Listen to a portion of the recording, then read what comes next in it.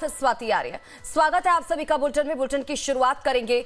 आज शाम 4 बजे सरकार बनाने का दावा पेश करने राज्यपाल से मिलने जाएंगे हेमंत सोरेन। इंडिया गठबंधन के नेताओं के साथ राजभवन जाएंगे हेमंत सोरेन।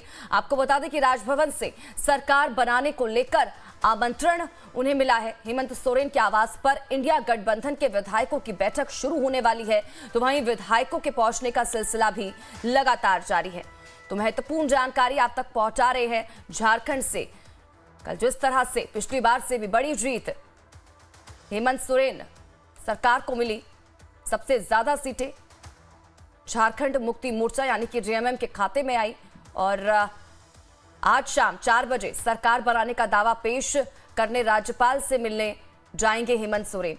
हालांकि उससे पहले महत्वपूर्ण जो बैठक है उसकी भी शुरुआत होने ही वाली है। आपको बता दें कि इंडिया गठबंधन के नेताओं के साथ राजभवन जाएंगे हेमंत सोरेन, तो वहीं राजभवन से सरकार बनाने को लेकर उन्हें आमंत्रण मिला है।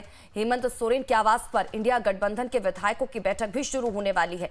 विधायकों के पहुंचने का सिलसिला लगातार जारी है और ये तस्वीरें लगातार हम आप तक पहुंचा रहे हैं। तो शाम 4 बजे का वक्त जब राज्यपाल से मिलेंगे हेमंत सोरेन।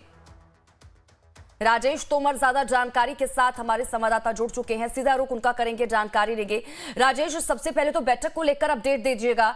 क्या बैठक शुरू हो चुकी है, इसको लेकर क्या कुछ जानकारी? देखिए स्वाति, बैठक जो है कुछ देर के बाद यहाँ पर उसकी शुरुआत होगी। जो विधायक हैं, चूंकि इस पे 2 गठबंधन में खासतौर पर कांग्रेस और आरजेडी भी चूंकि शामिल हैं, तो उनके अपने कार्यालय में बैठक चल रही थी और उसकी वजह से यहाँ पे थोड़ा विलंब हुआ। हालांकि 11 बजे का वक्त दिया गया था, लेकिन चूंकि सबके कार्यालय में बैठकें चल रही थी और उसकी वजह से थोड़ी देरी हुई। कांग्रेस कोटे के जो तमाम 16 विधायक हैं वो यहाँ पर पहुंच चुके हैं, आरजेडी कोटे के लोग पहुंच चुके हैं। अब भी वाम दल के विधायकों का इंतजार है। बहुत जल्द यहाँ पर जो बैठक है उसकी शुरुआत हो जाएगी। मुख्यमंत्री भी कुछ देर में यहाँ पर पहुंचेंगे, उनकी अध्यक्षता में बैठक होना है। जो तमाम 56 विधायक हैं उसमें से ज्यादातर लोग यहाँ पहुंच चुके हैं। जो कुछ इक्का दुक्का जो दूरस्थ इलाकों से आ रहे हैं, चूंकि मुख्यालय से कुछ ऐसे इलाके हैं जो काफी दूर पड़ता है, तो सुबह में उन्होंने शुरुआत भी की होगी, तो उनको थोड़ा सा विलंब होगा। वो तमाम लोग यहाँ पर पहुंचेंगे, उसके बाद बैठक का सिलसिला शुरू होगा। उसके बाद कहा जा रहा है कि थोड़ा अल्पाहार लिया जाएगा और तमाम जो विधायक हैं एकजुट होकर जो समर्थन पत्र है उस पर वो यहाँ पर साइन करेंगे और सरकार बनाने का दावा पेश किया जाएगा। 4 बजे राजभवन से इनको समय मिला है।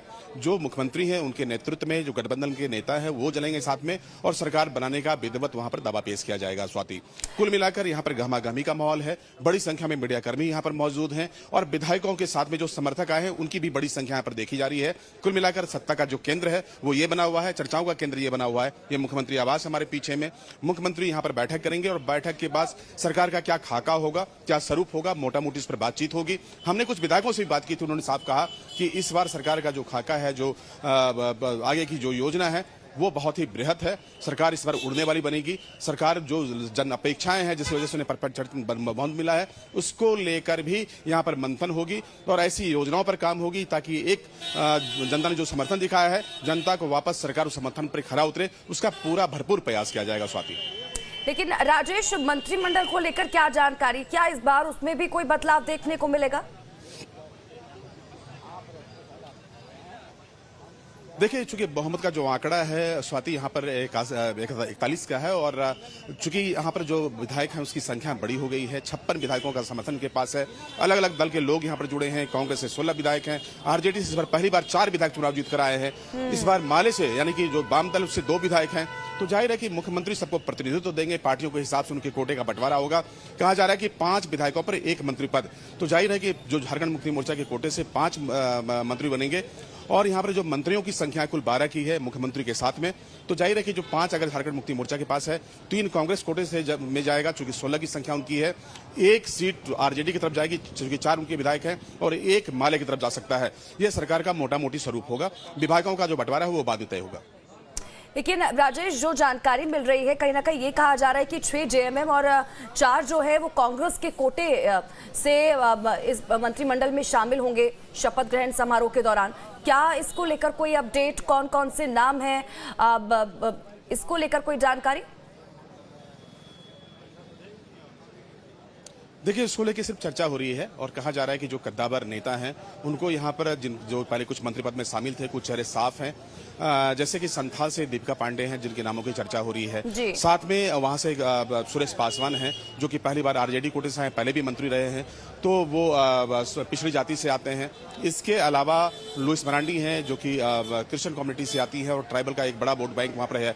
तो प्रतिनिधित्व देने के हिसाब से देखा जाएगा कि क्षेत्रवार, चूंकि यहाँ पर 5 क्षेत्र हैं, संथाल का क्षेत्र है, पलामू का क्षेत्र है, कोल्हान का क्षेत्र है, तमाम क्षेत्रों को प्रतिनिधित्व मिले और साथ ही अलग अलग जो जातियां हैं, जो श्रेणी है, उसके हिसाब से भी मंत्री पद दिए जाएं। तो उस पर एक बड़ा मंथन होगा और फिर उनको मौका दिया जाएगा ताकि क्षेत्रवाद हिसाब से विकास की योजनाओं को जमीन पर उतारा जा सके, प्रतिनिधित्व यहाँ पर सुनिश्चित किया जा सके। क्योंकि जिस तरह से वोटें यहाँ पर पड़ी है, महिलाओं का बड़ा यहाँ पर भागीदारी रहा है, उनके भी वोट बैंक जो समर्थन इनको मिला है। ठीक है राजेश जी, बहुत बहुत शुक्रिया। आप नजर बनाए रखें, आपसे आगे भी जुड़ेंगे और अपडेट लेते रहेंगे। इस बीच आपको सीधा उत्तर प्रदेश लेकर चलते